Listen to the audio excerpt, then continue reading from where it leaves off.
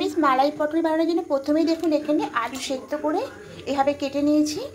আর এখানে পটল আছে, পটলটা এভাবে কেটে ভালো করে ধুয়ে নিয়েছি। পটলটা এরকম একটু অল্প অল্প খোসা রাখতে হবে। আর এখানে আছে একটা টমেটো নিয়েছি, আদা কুচি আর কয়েকটা কাঁচা লঙ্কা আছে। এবার আমি একটা মশলা পেস্ট করে নেব। তা মিক্সি জারের মধ্যে প্রথমে সব এগুলো নিয়ে নেব। এইভাবে করে রান্না করে দেখবেন, দুর্দান্ত খেতে লাগে। এবার একে একে উপকরণগুলো নিয়ে নেব। এখানে আছে গোবিন্দভোগ চাল 2 চামচ মতো, এটা নিয়ে নেব। এবার দেবো এখানে 1 চামচ জিরে গুঁড়ো, একটু ধনিয়া গুঁড়ো দিলাম, এখানে 1 চামচ জিরে গুঁড়ো। এবার দেবো হলুদ গুঁড়ো, কাশ্মীরি লঙ্কার গুঁড়ো দেবো,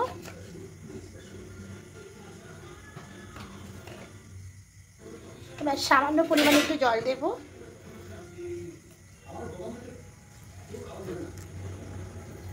এবার একটা মিহি পেস্ট করে নেব। এবার কড়াইয়ের মধ্যে সরষের তেল দেব।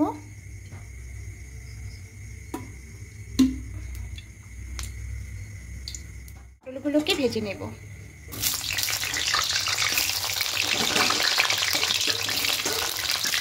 এবার এখানে সামান্য পরিমাণে লবণ দেব আর হলুদ দিয়ে দেব।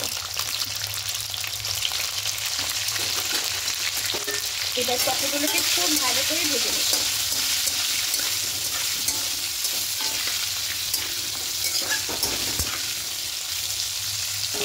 লাল লাল করে ভাজা হয়ে গেছে, এবার তুলে নেব।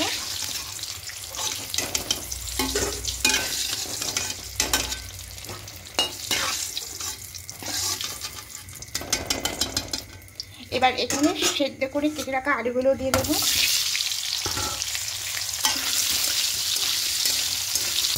এবার আলুগুলোকেও হালকা একটু লাল লাল করে ভেজে নেব। ভাজা হয়ে গেছে, এবার তুলে নেব।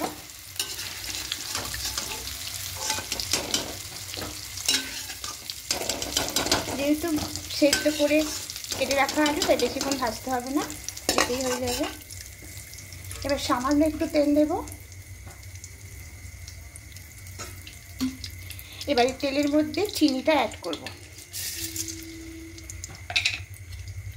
এবার খুব ভালো করে একটু মিশিয়ে নেব, চিনিটা গলে যাওয়া পর্যন্ত।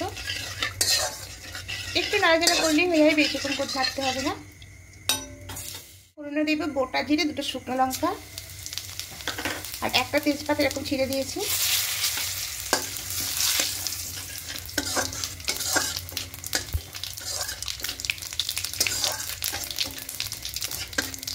এবার মিক্সিতে দিয়ে মশলাটা পেস্ট করেছিলাম, এবার এই মশলাটা এখানে দিয়ে দেব।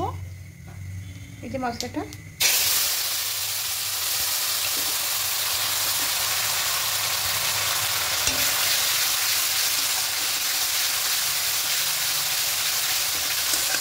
মশলা দিয়ে একটু ভালো করে কষিয়ে নেব। আর অ্যাড করে দেব।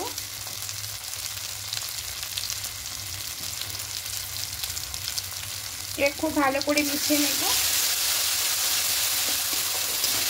একটু মশলাটা কষে শুকনো হয়ে এসেছে, এবার এখানে ভেজে রাখা আলুগুলোকে দিয়ে দেব।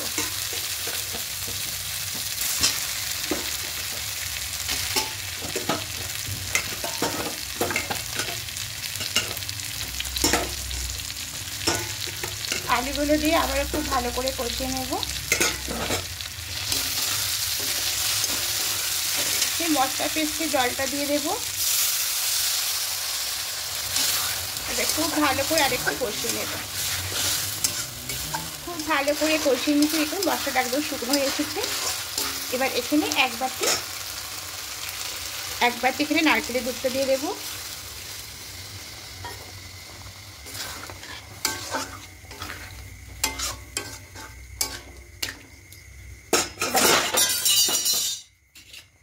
এবার বাটির মধ্যে জল দিয়ে 1 বাটি নারকেলের দুধ আর এখানে 1 বাটি জল দিয়ে দেব। দিয়ে এবার ঢাকা দিয়ে কিছুক্ষণ হতে দেব। এটা খুলে নেব।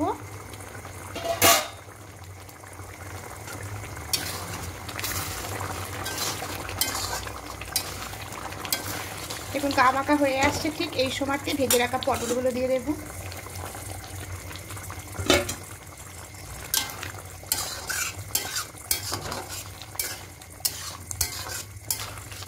পটলগুলো দিয়ে আরেকটুখানি ফুটিয়ে দেবো, আর ঢাকা দেওয়ার দরকার নেই। এবার একদম হয়ে গেছে, গ্যাসটা অফ করে দেব। এবার এখানে গরম মশলা পাউডার দেব, আর 1 চামচ মতো ঘি দিয়ে দেবো, 1/2 চামচ মতো। খুব ভালো করে মিশিয়ে নেব।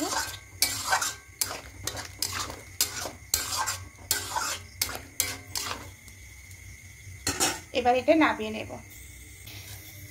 একদম মালাই পটলটা রেডি হয়ে গেছে, দেখুন কত সুন্দর হয়েছে। এবার ঢাকা দিয়ে রেখে দেব, আর ঢাকা এখন খুলবো না, ঠিক পরিবেশনের আগে ঢাকাটা খুলব। এবার ঢাকাটা খুলে নেব, গরম গরম ভাতের সঙ্গে পরিবেশন করে নেব। এটা আপনারা রুটির সঙ্গেও পরিবেশন করতে পারেন, রুটি দিয়ে খেতেও খুব ভালো লাগবে। আমি এখানে ভাতের সঙ্গে পরিবেশন করলাম। সত্যি বন্ধুরা, খেতে দুর্দান্ত হয়েছে।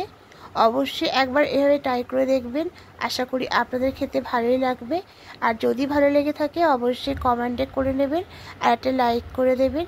আর যারা এখনও পর্যন্ত সাবস্ক্রাইব করেননি তাদের কাছে অনুরোধ রইল সাবস্ক্রাইব করে আমার পাশে থাকার জন্য।